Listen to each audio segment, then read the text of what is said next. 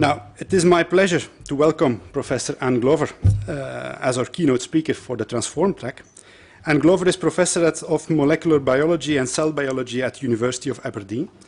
And her research has been varied, covering, among others, the development of biosensors to detect environmental pollution, and more recently, how we respond to stress at the molecular level, which is particularly relevant for how we age and for diseases such as Alzheimer and Parkinson's. Professor Glover was also the first Chief Scientific Advisor to the President of the European Commission and chairs the Science and Technology Advisory Council. She has been advising our President on different aspects of science and technology, aiming at ensuring a more evidence-based policy making in the European Union. In that context, we are, of course, very interested to have her views on how digital technologies change the nature of policy making. Professor, the floor is yours.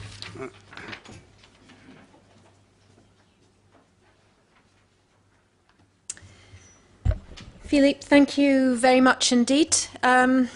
It's a pleasure to be here to talk to you, particularly because of the nature of this conference. And for me, it's interesting that almost every citizen in the European Union will understand about digital technologies and information communication technology. And a very large proportion of them are connected and use these technologies all the time. And yet some of our major institutions, for example, the European Commission, are reluctant to change the way they do things, particularly policy making.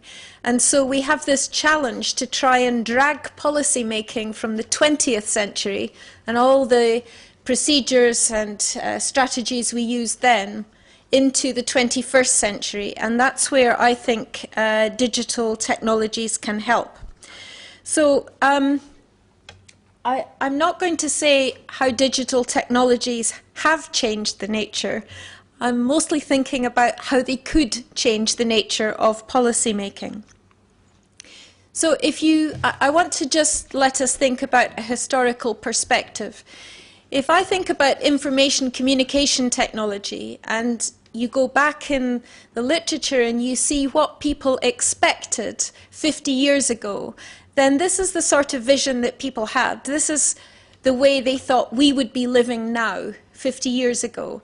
So this would be our transportation system for our families. And so we would be in these vehicles or carriages, and I don't know what that is. I think it looks very interesting, but maybe it's to transmit his thoughts into driving the car safely, who knows.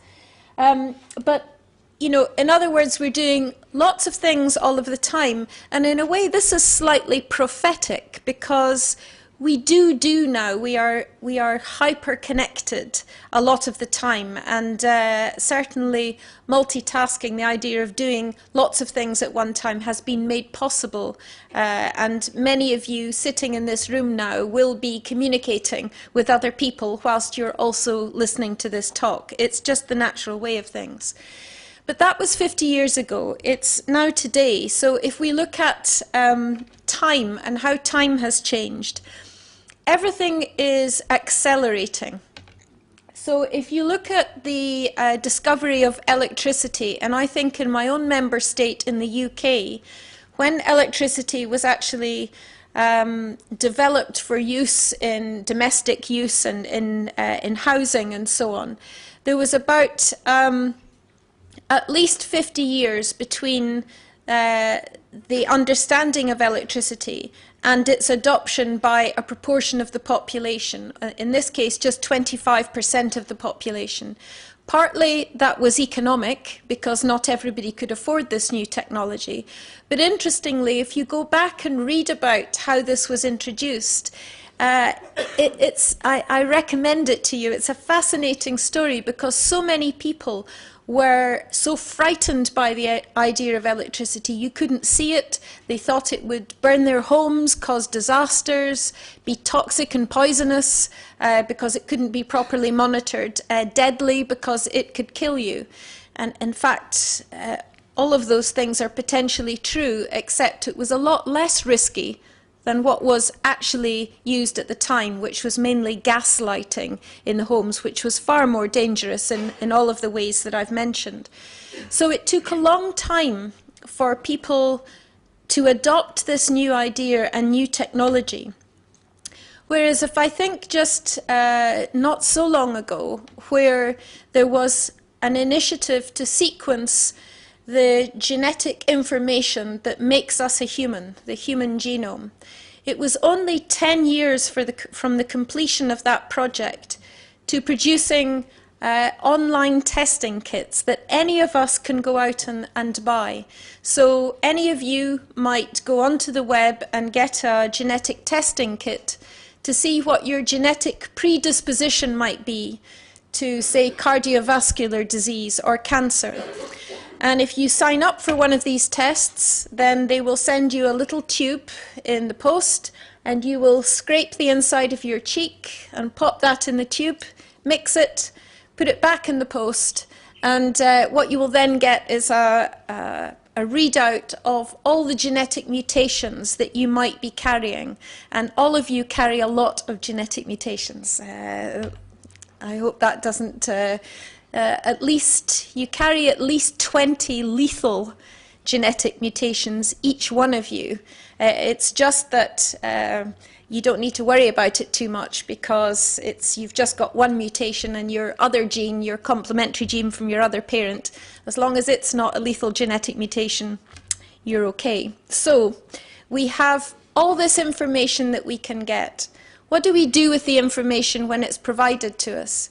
Because when I open up my envelope and I read the information, I don't know what to do with it. So this is a big challenge in terms of actually what policy or legislation should we develop to allow the citizen to have the information but protect them from bad quality analysis in the laboratory, and also support them in getting what might be very difficult information just landing on your breakfast table as you have your coffee in the morning. So citizens are faced with a huge amount of change, and one of the biggest issues that we face is how we engage with citizens so that they can have a level of trust in the new science and technology that we offer to them, because they're the consumers of this brave new world that we develop. And also they need to have trust in the governance of the knowledge that's generated and the possibilities that arise from that. And there's a particularly troubling trend here, because if you look right across the European Union at the trust citizens have in their governance, in institutions like the Commission and elsewhere, I'm afraid that's taking a nosedive. And if we continue to let that happen, in my view, it really fundamentally challenges our democratic system. So we need to address this. We can't afford to be complacent. And it's a particular challenge when knowledge now is so freely available, so that you can go and search for information and you have information at your fingertips, but yet no way of knowing how accurate or true that information is. So here is our major challenge. So we need to listen to our citizen, excuse me. We need to listen to our citizen, and one of the ways we can do that in Europe is to carry out these Eurobarometer surveys. And very recently we did one where we asked citizens where they thought science, engineering and technology was likely to have a transformational impact on their lives, and in which areas in the future. So this is what we're looking at here, and here we're looking at science, engineering, technology will have a positive impact. And along the bottom, that's personal responsibility, where I have to do something to be able to generate something good. And the size of the blob is how many people voted for a particular category or a particular area. Now it's interesting, at the top here, this is mainly looking at health and medical devices. So the large proportion of citizens feel that science, engineering and technology can deliver in this area. And interestingly, they feel that actually they expect science, engineering and technology to do more than their own activities. So they don't see that they have such a responsibility here, that actually science should be delivering real opportunities. There are a number of others, if I just look, protection for the environment, jobs, communication, travel, movement, all of these things. Citizens felt that science, engineering and technology should deliver new opportunities for them in this area, and they were open to the idea. So what can we deliver? What new ideas can change the way citizens expect to live and work and socialise? Well, if we look at what is already possible, as well as how we might extend this, and this is rather a busy slide, I apologise for that, and also for the smart jargon. Everything has to be smart these days. So a smart society might have a smart building. Well, just across the road we have the Berlaymont, which was designed as a smart building, so that it should self-regulate temperature and put its glass shutters down and up depending on what the outside environment is. The engineering has let it down slightly, but the idea is good. We rely upon navigation technologies, communication technologies in our transport. We will expect transport to change substantially, so that I don't expect by 2030, I think it will be pretty unusual if I'm driving a car myself. I might have a car, but I don't think I'll be driving it. It will be driving itself, and I'll just be sitting there doing something much more useful whilst I'm in the car. So we need to think about how does society change to absorb those new possibilities. Our homes will be very different. They will interact with all sorts of local environments, community environments. Our energy and how we get and use our energy will be very different. And so we would expect to see micro-generation and supply, recovery of energy, so that all of us take, for example, we walk along pavements.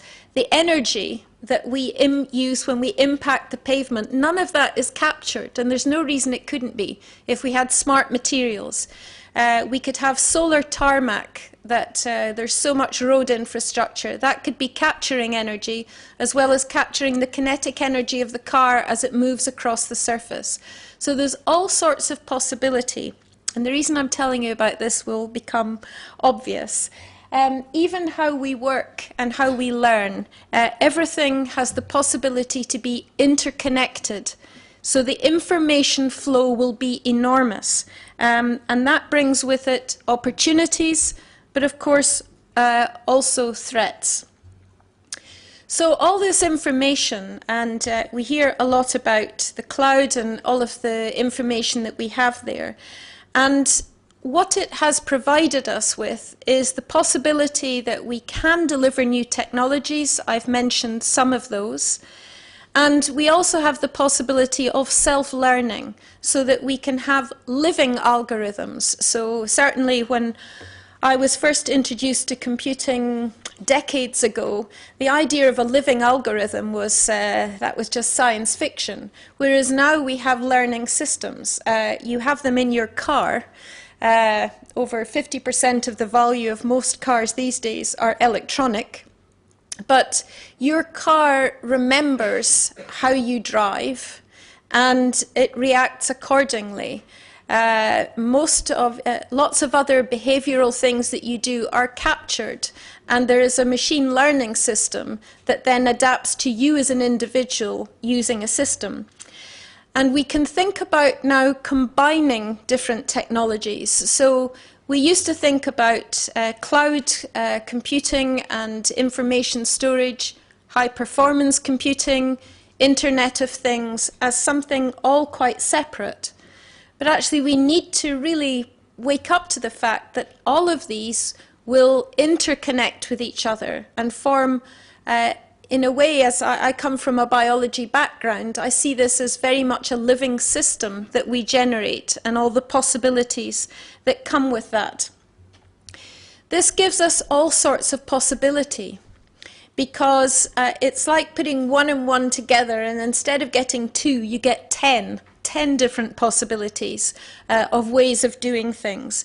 And so here, unexpected usages is that business will no longer be successful, even if it's the smallest business.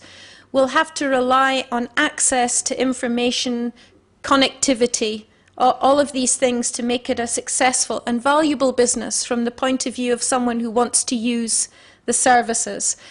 Social media, all of you are very aware about how transformative that is, and it's truly transformative. But here's the point.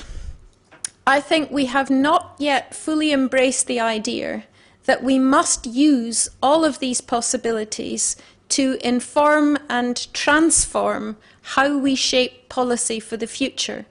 Because if we don't do that, we're stuck in some previous century and we can't respond to all the opportunity that is out there that we should be grasping for our citizens. So just as an example, and I'm very motivated to think how we can include citizens in shaping these policies, because I said to you earlier about trust. Trust has to do with transparency and openness, and so we need to allow citizens to be involved in a constructive way with our policy development, and we can't do that without digital technology.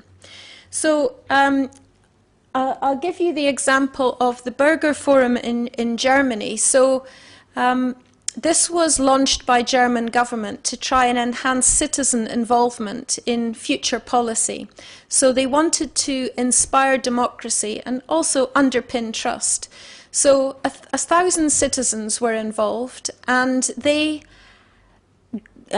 contributed to discussions where they were challenged to offer new ideas of the future as they would like to see it. So imagine, what would be really good? What would you really like? What would you like your working environment to be? What would you like government to do for you? What would you like it not to do for you? And to challenge people to map out that future, and then to see, well, how could you deliver that? So 1,000 people produced 11,000 possible ideas. And the impressive thing about this is that Chancellor Merkel herself engaged in this. And I have to say, because I know a large number of politicians right across member states, and many people are simply, politicians, are reluctant to engage, particularly when it's about technology and science, because they feel threatened by it. Obviously not Chancellor Merkel because of her own background, but it takes a great deal of self-confidence to put yourself out there and to start discussing what might be possible or what might not. So that's a member state government. Here within the Commission, I mentioned DG Connect has Futurium, and Futurium is looking at what themes in the future will have policy relevance. So what do we need to think about now, because it is going to change the way we do policy in the future. And they've identified about 11 themes. If I mention just a few, it will be how we learn and learning, the hyper-connected human that I mentioned earlier, reinventing the media, how communication will transform cities, villages, communities, what they are and how they will interact, as well as new economic models, because our life is going to be very different. And similarly, DG Connect have a Voices project where they're trying to allow citizens to have a voice. And these are interesting things. I had an interesting conversation over lunch, because there's also the European Citizens Initiative.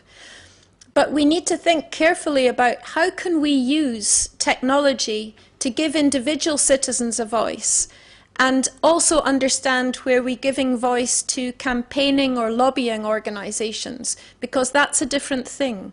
So we need to be more sophisticated in it's not stopping people communicating, but understanding what the nature and the quality and level of communication that we get.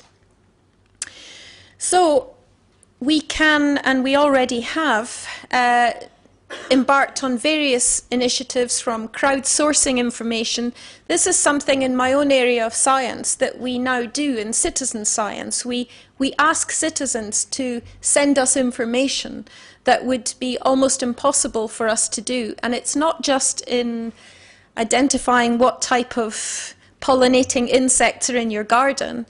It can also be identifying new galaxies from astronomical data, because there are algorithms that we can use to get self-verification, to get the quality control built in, so that if a certain number of people all identify a particular galaxy as spiral, and a certain number sign up to it being a spiral galaxy, then it is categorized in that way. So it's peer review as you actually do the work, and this works well.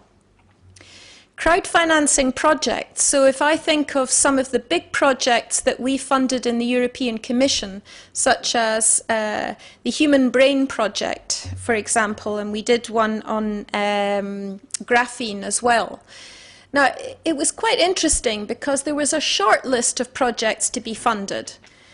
And on the short list, I think most people would agree that the peer review that generated that short list was good, and that any one of the 6 on the short list could have been funded. So that was the scientific process. And then a decision was taken to fund 2 of them. One of them was the Human Brain Project and the other one on graphene. And I wonder why we didn't say to citizens, which ones would you like funded? Because they didn't have to judge the science. We could have just let those 6 projects speak to citizens and say, you vote, whatever you want. And that might have been a more, it's their money we're spending. And that might have been a more interesting way to do it. But we could ask citizens to think about how we crowd shape our policies. And I think this is where we might have real possibility. So, just to finish, I think what we could consider is using existing technology. And here's one, a tool or a methodology coming from space research.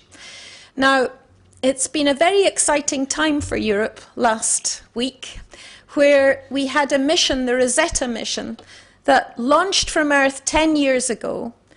But in the design of that mission, we have to go back 30 years. So 30 years ago, people sat down in a room together thinking, I wonder if we could launch a mission so that we could land a little investigating lander on a comet. I wonder if that would be possible.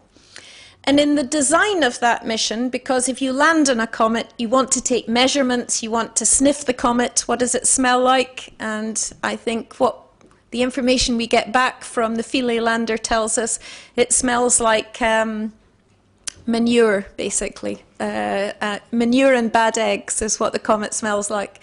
But to make these measurements, what we have to do is decide what instruments do we have. And then that's on the lander. It needs to be delivered, and that was Rosetta, the spacecraft. How do we get that there?